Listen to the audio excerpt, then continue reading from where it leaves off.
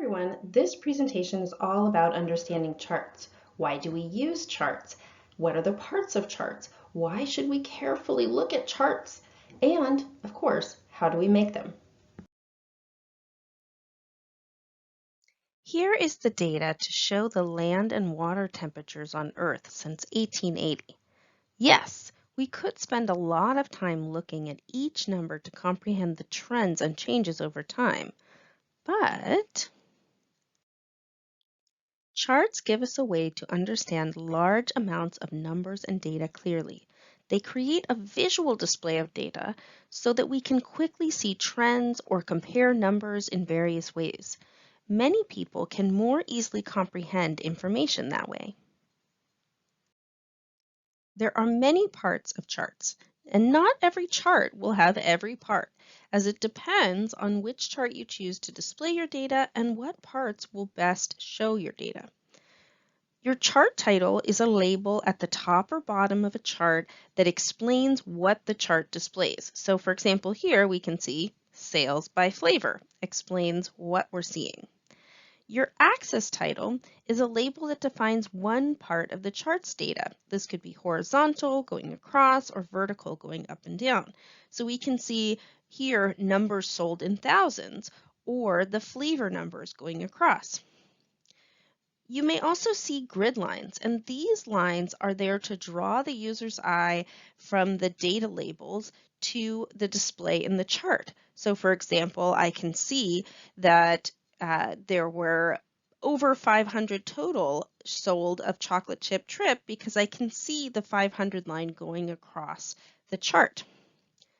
You'll also see data labels. This can be text or numbers defining parts of a chart. For example, a slice of a pie chart or a bar in a bar chart that may have a percentage showing or a number, text displaying what that shape represents, that bar or that chunk. You may also see a data table, and this will be often for charts that don't have huge amounts of data because as you saw, the data table can be a large amount of data. And this shows the data in a table form. You may also see what's called a legend, or sometimes it's called a key.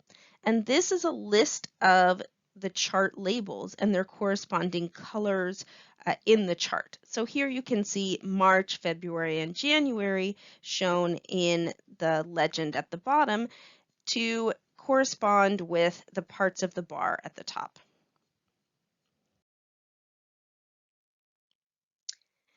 Improving parts of charts. In this example, you can see that the pie chart on the left has a legend and a small chart title.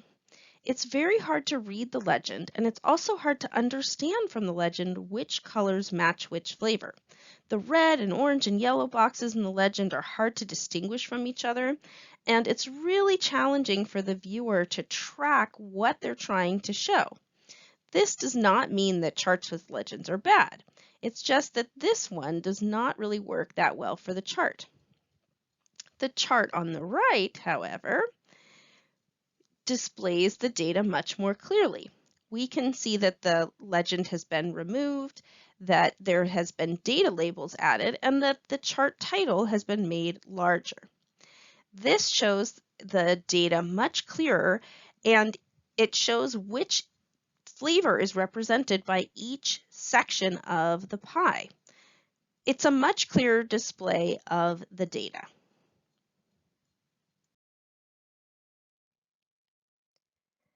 As charts sum up information, it's really important that when you use them and when you look at them, that you are sure that you have all the data you need to show accuracy and a full picture of a story behind the chart. In this chart, the salesperson was trying to display which video game made the most money for the company. This particular salesperson was in charge of selling Star Blast 2.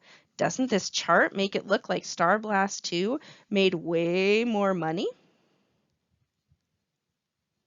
But does it show a full picture of what's going on? Here is the actual data which the chart was made from. Not all the data was shown in the chart, only the sales income. The truth is that Star Blast 2 cost tons of money to produce, about $1,200 for each game distributed. So the company could only sell it for $25 above the production cost. Only 2 were actually sold, and the company's profit was only $50. Now look at the data for the Ancient Civilization game. Did it cost the company more or less? What was the profit made? The moral of the story is charts should be scrutinized carefully, as they may not be getting the whole picture of the data. And when you make charts, it's unethical to hide the truth by selectively showing only the data that makes your idea look good. So be an ethical chart maker.